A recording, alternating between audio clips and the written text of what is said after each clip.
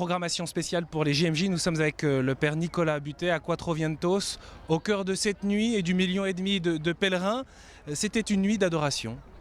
Oui, c'était impressionnant ce grand silence qui s'est fait à un moment donné quand Jésus est arrivé sur l'autel central de ce Quattro Vientos. Et je crois que c'était un signe prophétique.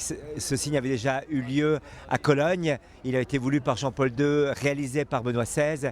Et quand au terme de ses premiers mois de pontificat, il avait parlé à la curie romaine, il avait relevé comme événement prophétique de ce début de pontificat cette immense adoration qui avait eu lieu au stade de Cologne. Et je crois qu'il a voulu revivre ça ce soir avec les jeunes. Je crois que c'est un pape qui veut appeler les jeunes à l'intériorité. Et je crois que d'avoir voulu plusieurs temps d'adoration sur le site, d'avoir demandé ce temps d'adoration collectif de plus d'1,5 million à 2 millions de jeunes, c'est un signe véritablement de ce désir profond qu'a Benoît XVI de dire aux gens, mais descendez dans votre cœur, trouvez le Christ en vous, restez enracinés véritablement en lui. Seule cette intimité profonde, personnelle avec le Christ vous permettra de rester fidèle dans un monde difficile. Il faut dire que les jeunes ici ont été secoués quand même par cette tempête orageuse qui s'est abattue sur le site.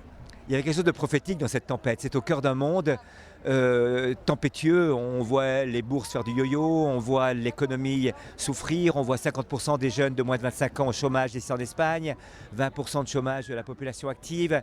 On se rend compte que la crise monte et que les émeutes de la faim surgissent un peu partout. Cette tempête est comme pour dire, mais voilà, il y a un bateau qui tient au cœur de ce monde tempétueux, de ces violences qui se déchaînent un peu partout. Et ce bateau, c'est l'Église, ce roc, c'est le Christ.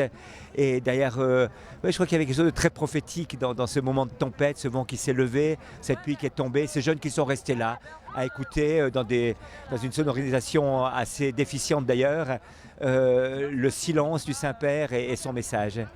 Comment un jeune peut-il être fidèle à sa foi aujourd'hui? C'est la question que le pape posait. Alors je crois que c'est fondamental.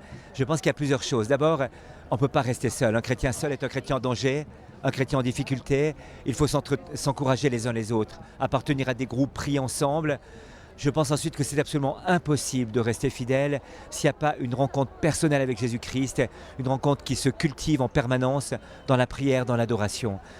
C'est par la grâce qu'on peut tenir fidèle. Le signe que Dieu veut donner à ce monde d'aujourd'hui, c'est l'inefficience de nos forces humaines, l'incapacité par nous-mêmes de faire quelque chose, c'est le temps de la grâce. Thérèse de l'Enfant Jésus, comme docteur de l'Église, en est l'enseignante première, j'allais dire. Et je crois que le christianisme a à redécouvrir ce qui est sa spécificité, la puissance de la grâce qui se déploie dans la faiblesse de l'homme.